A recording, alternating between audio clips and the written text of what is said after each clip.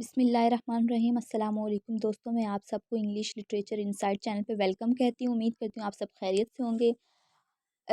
Today the topic of discussion is William Shakespeare. In this lecture, we will discuss William Shakespeare as a poet, as a writer, as a character also, and uh, and also we will discuss about Hamlet. Hamlet के जो important characters हैं, जो major characters हैं, जो William Shakespeare का एक important work है Hamlet, जिसे हम रिवेंज ट्रेजेडी भी कहते हैं। तो इसके जो कैरेक्टर एनालिसिस है वो हम इसी लेक्चर के अंदर करेंगे। तो सबसे पहले जो हम करने जा रहे हैं discussion about William Shakespeare. So let's start without wastage of any time.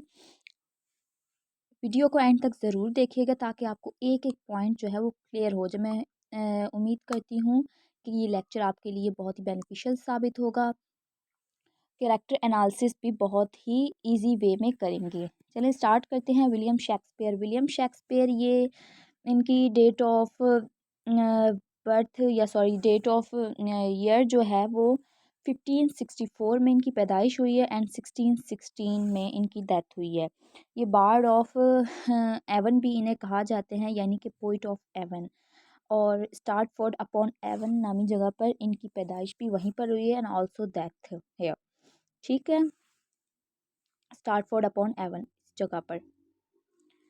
Era era की बात करें तो ये एक एलिज़ाबेथन राइटर है and also consider as a Jacobean writer.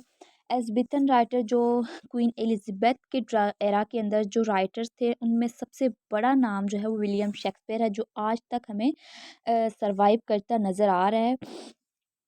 और मूवमेंट की बात करें, विलियम शेक्सपियर जिस दौर के थे उसको हम रेनेसां कहते हैं, यानी कि मींस रीबर्थ। ये लिटरेचर के अंदर एक हिस्टोरिकल जो है मूवमेंट है रेनेसां की। इनकी वाइफ का नेम है Anne Hathaway and he had 3 children in his life. Parents की बात करें तो इनके फादर का नाम जॉन एंड मदर का नाम मैरी है। शेक्सपियर जिस कंपनी से बिलोंग करते थे, जिस थिएटर के अंदर इनके ड्रामास जो हैं, अर्ली ड्रामास जो प्रेजेंट एंड परफॉर्म किए जाते थे, उसका नाम था लॉर्ड चैम्बरलैंस मैन। बट ये जो था नाम इनका पहले ये था, कंपनी का नाम जो है लॉर्ड चैम्बरलैंस मैन।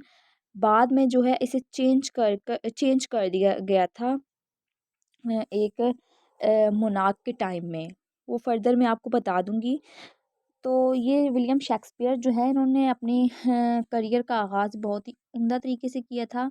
इनके बारे में कहा जाता है कि हालांकि इन्होंने कभी स्कूल ये नहीं गए, ना इन्होंने नॉलेज हासिल किया, बट इन्हें बहुत अच्छा राइटर माना जाता है क्योंकि इनके वर्क साबित करते हैं ना, इनकी राइटिंग साबित करती है कि ये बहुत अच्छे राइटर हैं। इनकी राइटिंग जो हमें मिलती है, इनके वर्क्स जो मिलते हैं वो 1613 तक हमें मिलते हैं।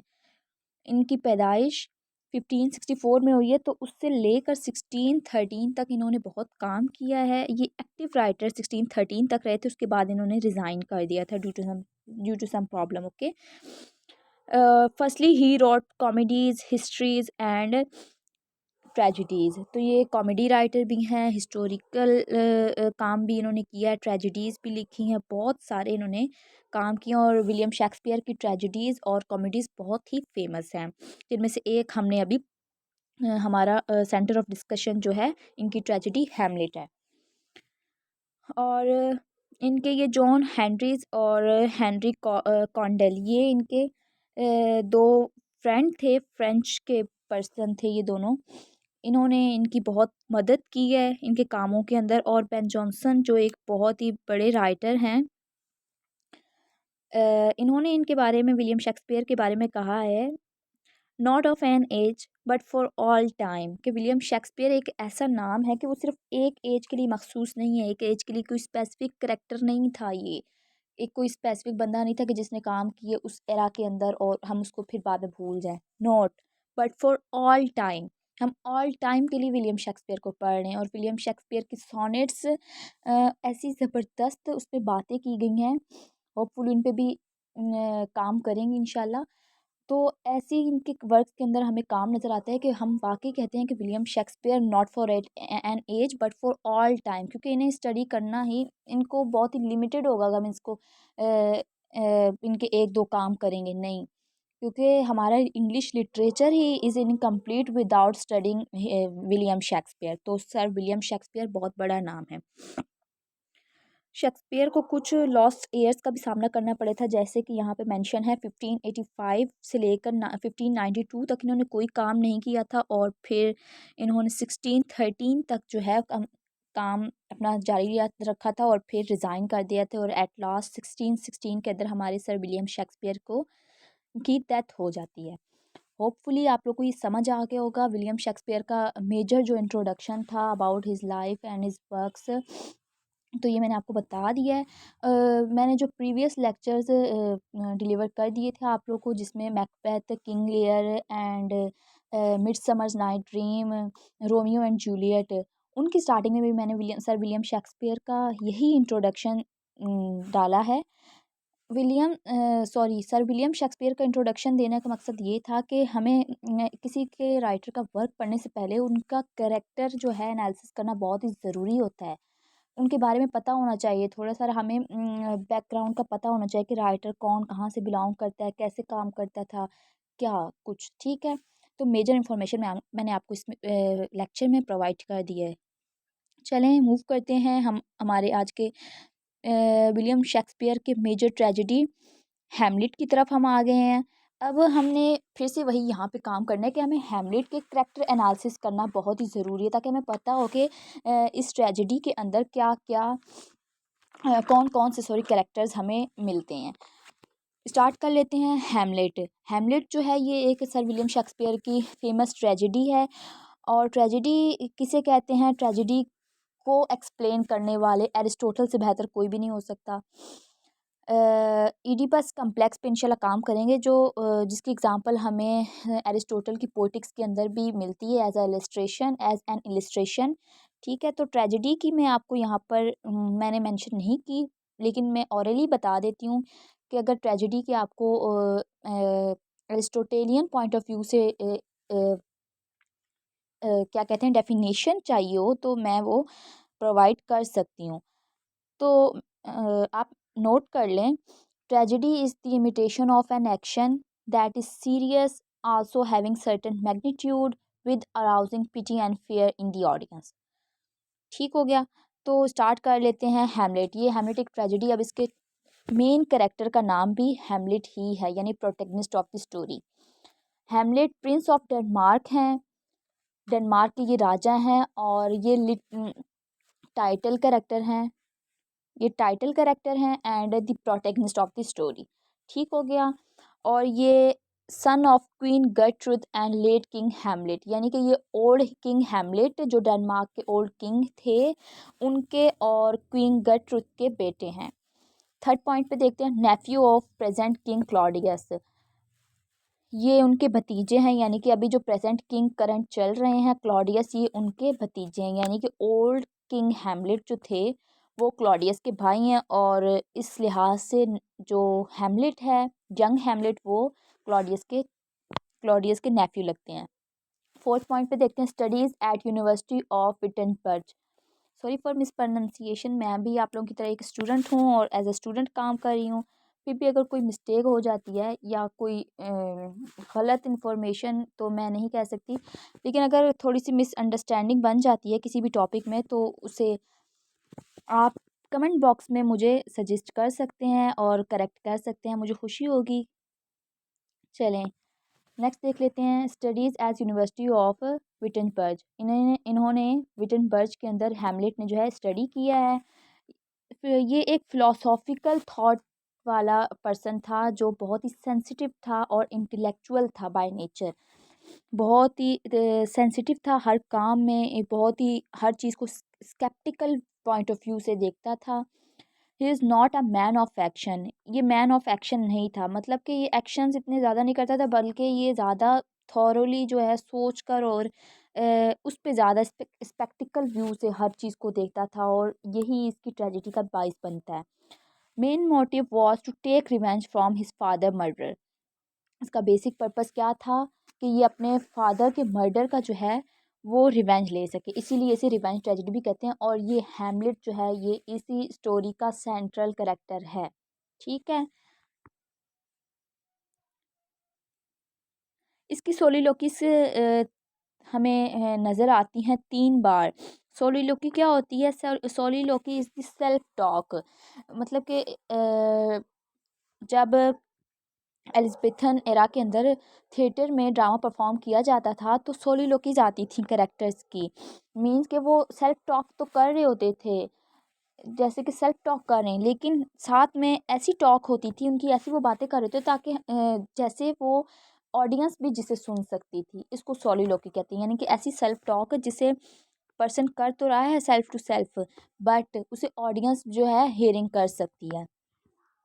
Soliloquies meditate upon his mother remarriage, meditate upon the revelation of ghost, or he first delay the task and then devises a plan in the same soliloquies। ठीक हो गया। ये soliloquies पर फर्दर जब हमने हेमलेट को डिस्कस किया तो वहाँ आपको पता चल जाएगा। नेक्स्ट करेक्टर पे मूव करते हैं, क्लॉडियस। क्लॉडियस ये हेमलेट के चचा हैं और ओल्ड किंग हैमलेट के ये भाई हैं। Present king of Denmark, Hamlet's uncle. ठीक हो गया। प्लेज एंटीगोनिस्ट भी यही हैं और विलेन ऑफ द प्ले भी यही हैं। एम्बिशियस पॉलिटिशियन ये कंसिडर किए जाते हैं इस प्ले के अंदर। Love for Gertrude is so real, यानी कि इन्होंने जो अपनी भाभी यानी ओल्ड किंग हैमलेट की जो वाइफ है क्वीन गर्टरूड, उनसे शादी की है, लेकिन बट इनका जो प्यार है उनके साथ वो बहुत ही प्योर किस्म का है। फिफ्थ पॉइंट पे देखें, in beginning he has lust for power. हमें स्टार्टिंग में प्ले के इसको इसके करेक्टर ऐसा नज़र आता है कि इसको बहुत ज़्यादा ये ग्रीड करता है किसके बारे में, पावर गेन करने के बारे में। Six occasionally he show science of gilts. तो बाद में ये इसके करेक्टर के थ्रू हमें गिल्ट फील होता भी इसे नज़र आता है। He was kind-hearted at Polonius' death and Oedipus' madness. Ophelia's madness. तो हमें ये क्या कहते हैं, सिंपैथी शो करता हुआ नज़र आता है पोलोनियस की डेथ के ऊपर, जो जिसका मर्डर बाय मिस्टेक जो है यंग हैमलेट के ज़रिए हो जाता है। और ओफीलिया जो है उसकी बेटी, जब वो पागल हो जाती है तो उस पर भी हमें ये ज़्यादा हर्ट होता नज़र आता है। Takes good care of national interest. ठीक हो गया, ये क्लॉडियस का करेक्टर हो गया। देन हम मूव करते हैं गर्टरूड, यानी कि queen of Denmark, wife of late king Hamlet. मैंने आपको बार बार बताया कि ये गर्टरूड जो हैं वो लेट किंग हैमलेट की वाइफ भी हैं, क्लॉडियस की करंट वाइफ हैं, और किंग सॉरी यंग हैमलेट जो है इनकी मदर भी हैं। Queen of Denmark, Hamlet's mother, who married to Claudius. Gertrude loves Hamlet deeply. He dies better than she lives. आगे, she remorse when Hamlet show her what she done. She proves he love for Hamlet। ठीक हो गया। Then character आता है Horatio का। Horatio is the true friend of Hamlet. इसका भी बहुत ही इंपॉर्टेंट रोल हमें नज़र आएगा। होरेशियो के बारे में एक इम्पॉर्टेंट बात ये है कि सारे character at the end of the story हमें मरते नज़र आए हैं, बट होरेशियो जो है वो एंड ऑफ द स्टोरी तक जो है हमें अलाइव नज़र आएगा, क्योंकि यही करेक्टर सिर्फ बचा था जो जिंदा रहा है, बाकी सारे मर चुके थे।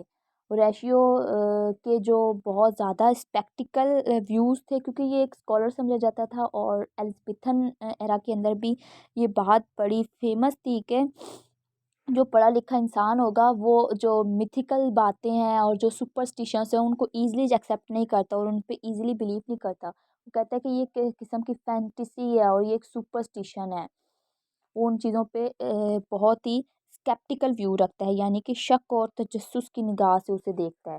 Hamlet's close friend studies with Hamlet, loyal and helpful to Hamlet. बहुत सारी हेल्प करती हमें यहाँ करता ये नज़र आएगा।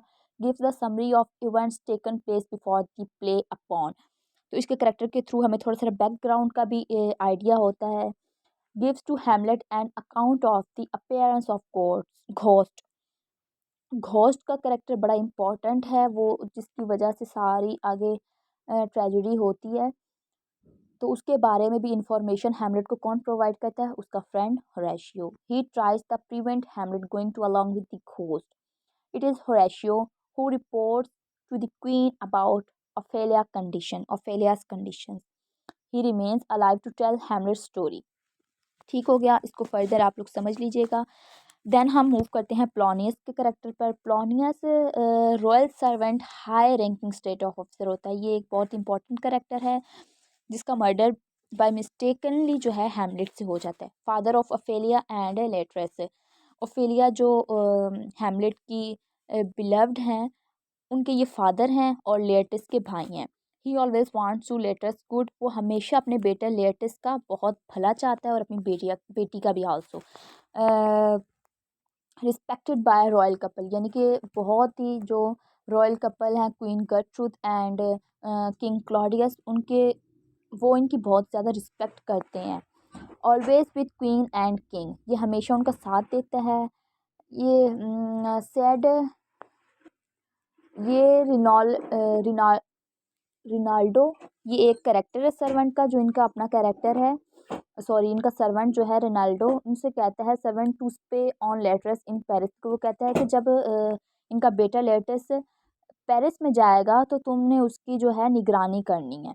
वांस Ophelia to stay away from Hamlet accidentally murdered by Hamlet.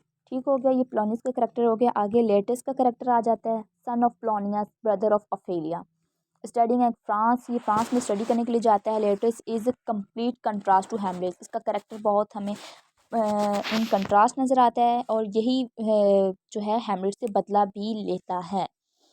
Wants quickly revenge from Hamlet, sensible होता है, वैल्यूएबल ब्रदर होता है किसका? ऑफेलिया का। And also the son of Polonius. He was the one who murdered Hamlet in the play, यही वो person है जो हैमलेट को मार देते हैं अपनी पार्टीसन।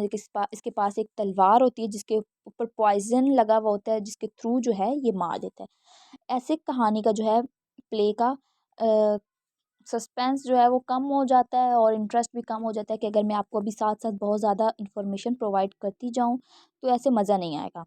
हमें आगे जब हमने आगे डिस्कशन करनी है एक्ट को और सीन्स को डिटेल में डिस्कस करना है, तो वहाँ आपको एक एक सीन का कि आगे क्या होना है, आगे क्या होना है, इस तरह से पता चले चीज़ों का, तो बहुत ही इंटरेस्टिंग होती है वो कहानी और फिर माइंड में सेट भी हो जाती है और एग्ज़ामिनेशन पॉइंट ऑफ व्यू से भी हमें वो उसके एक एक छोटा छोटा पॉइंट जो है वो ईज़िली याद रहता है।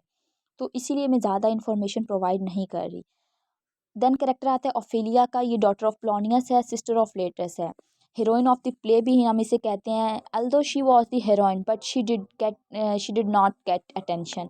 अगर चाहिए बहुत हीरोइन भी कहलाती है क्योंकि ये हैमलेट, यंग हैमलेट जो हैं यानी प्रोटैगनिस्ट ऑफ द स्टोरी जो हैं, उनकी ये बिलव्ड भी हैं, बट हमें इतनी इंपॉर्टेंस इनकी नज़र नहीं आती। She has love for father, brother and Hamlet, rejected by Hamlet, इसे हैमलेट रिजेक्ट भी करता है, तो आगे हम देखेंगे। ये फिर पागल हो जाती है और डूब जाती है और मर जाती है। आगे दो कैरेक्टर्स इंपॉर्टेंट आ रहे हैं, रोसिन क्राट्स का और गल्डनस्टन। स्कूल फेलो ऑफ हैमलेट हैं ये, brought up together with Hamlet. अगरचे ये इसके क्लोज फ्रेंड्स होते हैं बट होरेशियो से कम ही होते हैं क्योंकि ये इसके साथ थोड़ी सारी ना रिबेलियन भी करती हैं। Two countries and war with Claudius, ये क्लॉडियस के साथ होंगे तो ऑब्वियसली तो ये हैमलेट के अगेंस्ट ही हो जाएंगे, उसके फेवर में नहीं होंगे। Sentiments of friendships were low than Horatio. Admit their deal with Claudius and Hamlet deeply hurted. Hamlet बहुत ज़्यादा हर्ट होता है जब उसे पता चलता है कि इसकी दो फ्रेंड्स जो हैं इसके साथ गद्दारी कर रहे हैं। Change his name with them and England king killed them. इनके साथ भी एक ट्रेजेडी हो जाती है कि ये हैमलेट का नुकसान चाहते होते हैं बट इसके आंसर में जो है हैमलेट इनको ही मरवा देते हैं बाय इंग्लैंड्स किंग। ठीक हो गया। 14 प्लस लास्ट कैरेक्टर है, सन ऑफ नॉर्विंगन किंग। नॉर्विंगन किंग का जो है ये बेटा है, मैन ऑफ एक्शन भी है, प्लान ऑफ इन्वेड डेनमार्क, इसको ये चाहता है कि मैं डेनमार्क को कब्ज़ा कर लूँ। इसके बिहाइंड भी एक कहानी है, वो भी आपको बताऊंगी। God Denmark in the end of the play पे ट्रिब्यूट टू हैमलेट। और भी माइनर कैरेक्टर्स हैं, उनको हम जब समरी को या फिर सॉरी टेक्स्ट को डिटेल में हम डिस्कस करेंगे तो साथ साथ वो भी आते जाएंगे। तो ये जो अभी मैंने आपको बताए ये सारे 9 कैरेक्टर जो हैं ये मेजर कैरेक्टर कहलाते हैं, और इन्हीं के अराउंड जो है कहानी हमें रिवॉल्व होती नज़र आती है। होपफुली आप लोग को ये समझ आ गया होगा अच्छे से। Thanks for watching. वीडियो पसंद आई तो इसे लाइक ज़रूर कीजिएगा और चैनल को सब्सक्राइब करना ना भूलिएगा। उम्मीद करती हूँ समझ आ गई होगी। नेक्स्ट हम फिर आगे डिस्कस करते जाएंगे, साथ जुड़े रहिएगा। अल्लाह हाफ़िज़।